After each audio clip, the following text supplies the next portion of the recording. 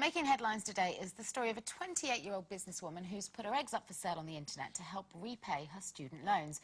Marge Khan posted her details on a classified ads website with the hope that a couple in need of a child would pay her £4,500 for the donation without realising that it is in fact illegal in Britain to be paid for egg donation.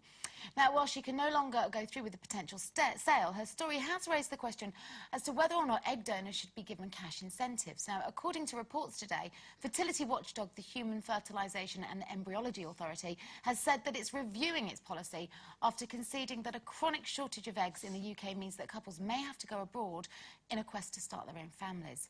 But is it time to change the law so that donors can charge for their eggs, do you think? Well, we are a country that you know, don't, and we've got a shortage here. We've got sperm donors, we've got egg donors all over the world. America, there's no shortage at all because they get paid for it. And as someone who's never really wanted my eggs, if somebody had wanted them, I'd have said, here's half a dozen. You know, that's not being flippant about it. That's, you know, that's just that I've never used it. You have to undergo an operation in order to exactly. It's quite painful. Them. So I think you should be paid for it. I think, you know, you are having to go into hospital and have this done. So why not be paid for it? But I think there's a big difference, is there not, between having your expenses covered and profiting from an exchange? Well, no, because you're giving something to someone else that you don't have to do that. So, what price life then, Jane? Well, what price would you put on it? Whatever actually, price they put on I'll tell you The something, going Linda. market rate. If you really do want a child, then it's priceless. So that's what I mean. If you can help someone, like I said, I've never had children, but I've had eggs, and if somebody was wanting, you would give them such a fantastic life because it's the child they'd always wanted. Morally, I think it's wrong. I think the whole business of paying for babies, I think, is wrong. And when you think about it, men already get paid, don't they? Men get paid for sperm donation. They get expenses. Yeah.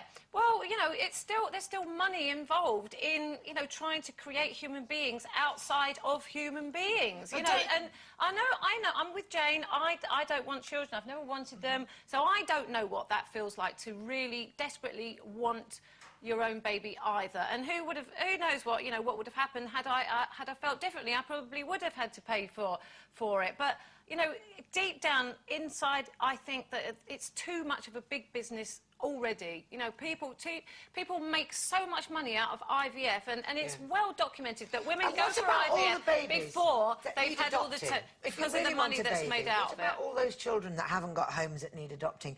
And where is the respect for life? Where is nature in this? Where is God in this? Okay, where Linda, is... can I just say, I totally take on your point about adoption, but I, for example, have a friend who is pregnant right now after 10 years of trying every avenue, including adoption, with a husband in a loving, committed marriage.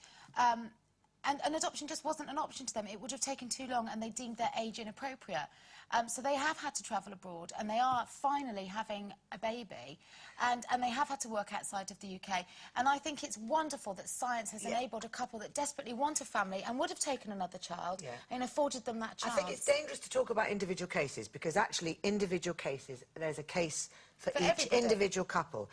It's a bit like the other end of the spectrum with death. You know, now you won't go and buy a syringe and kill your granny, basically. You know, well, you know, oh, she's not very well and she doesn't really want to live anymore. There's a whole area there. The point is, money should not... it should be monitored, of course, but to just open it up into the marketplace, I think I'll go and buy a baby. Exactly. Or an egg. I find it morally wrong. Well, there's a reason that it's illegal in this country, and that is because people shouldn't profit. That's what we as a society deem as acceptable, is that it should be non-profit making. But if you want to help a couple and you have to take time off of work and you're being... But a lot of people make a lot of money out of IVF, doing private IVF. That's the same thing, isn't it? Doctors, They're making profit out of it. Doctors might. Nobody's doing it at cost price. you know, maybe apart from the NHS, that's it. It is business. It's a big business, and it's getting out of control. I know you can't leave everything to nature, you know, because we have the power, we can do it. But once money is involved, especially the sums, you know, you're talking, these are thousands and thousands of pounds. Don't forget about the fact as well that not everybody can afford to pay for it. So, you know, there's an inequality so there. if you work it on an even playing field and say, OK, if you do want to enter into this as an arrangement, then the person donating eggs is doing exactly that. It's a donation. And you're covering their expenses. You're not lining their pockets.